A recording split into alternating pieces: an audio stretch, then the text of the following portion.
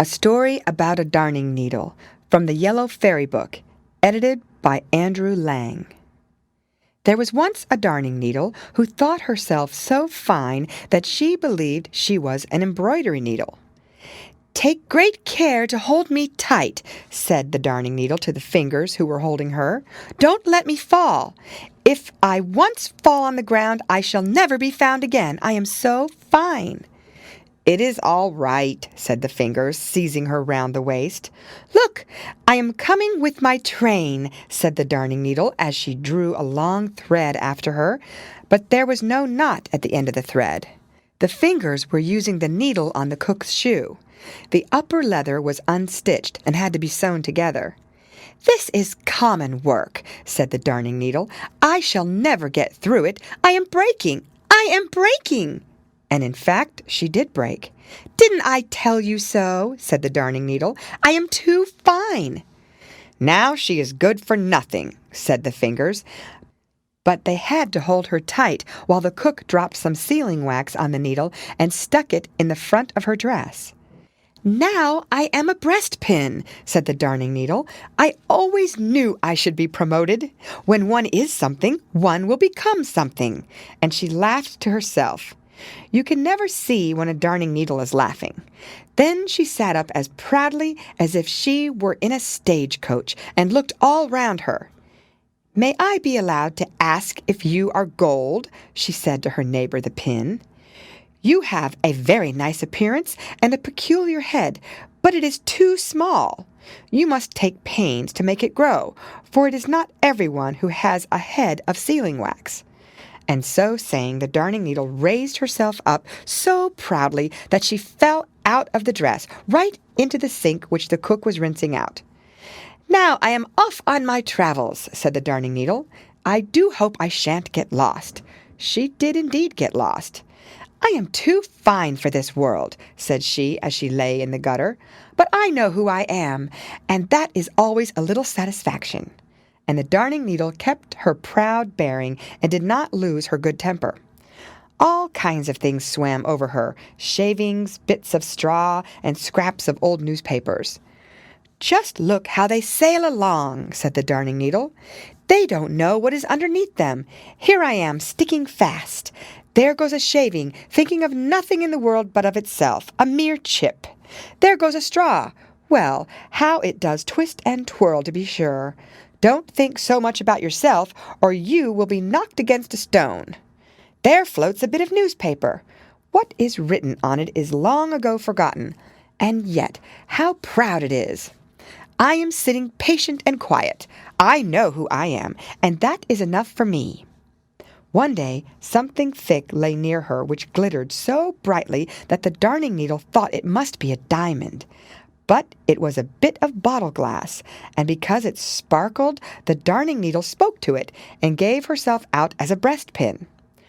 "No doubt you are a diamond." "Yes, something of that kind."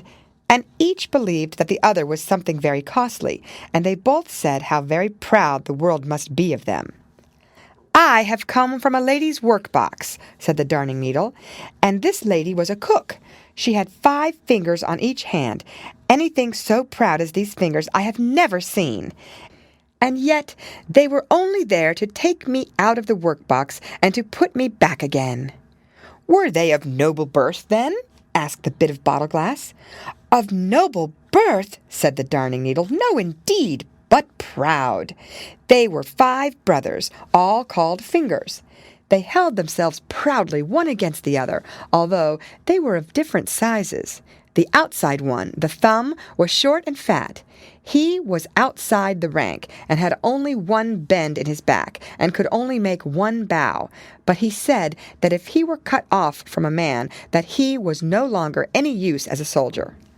Dip into everything. The second finger dipped into sweet things as well as sour things, pointed to the sun and the moon, and guided the pen when they wrote. Longman, the third, looked at the others over his shoulder.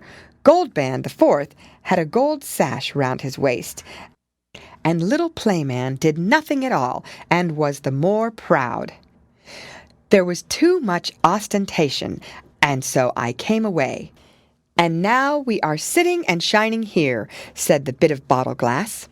At that moment more water came into the gutter. It streamed over the edges and washed the bit of bottle glass away. "Ah, now he has been promoted," said the Darning Needle. "I remain here. I am too fine. But that is my pride, which is a sign of respectability." And she sat there very proudly, thinking lofty thoughts. "I really believe I must have been born a sunbeam. I am so fine. It seems to me as if the sunbeams were always looking under the water for me. Ah, I am so fine that my own mother cannot find me. If I had my old eye, which broke off, I believe I could weep, but I can't. It is not fine to weep." One day 2 street urchins were playing and wading in the gutter, picking up old nails, pennies, and such things. It was rather dirty work, but it was a great delight to them. "Uh-oh!" cried out one, as he pricked himself with the Darning Needle. "He is a fine fellow, though." "I am not a fellow. I am a young lady," said the Darning Needle, but no one heard. The sealing wax had gone, and she had become quite black, but black makes one look very slim, and so she thought she was even finer than before. "Here comes an eggshell sailing along," said the boys, and they stuck the Darning Needle into the eggshell. "The wall's white and I black. What a pretty contrast it makes," said the Darning Needle. "Now I can be seen to advantage. If only I am not seasick, I should give myself up for lost." But she was not seasick, and did not give herself up. It is a good thing to be steeled against seasickness. Here one has indeed an advantage over man. Now my qualms are over. The finer one is the more one can beat. "Crack!" said the eggshell as a wagon wheel went over it. "Oh, how it presses!" said the Darning Needle. "I shall indeed be seasick now. I am breaking." But she did not break. Although the wagon wheel went over her, she lay there at full length, and there she may lie. The end. Read by Lorraine Montgomery for Lit2Go on the web at fcit.usf.edu.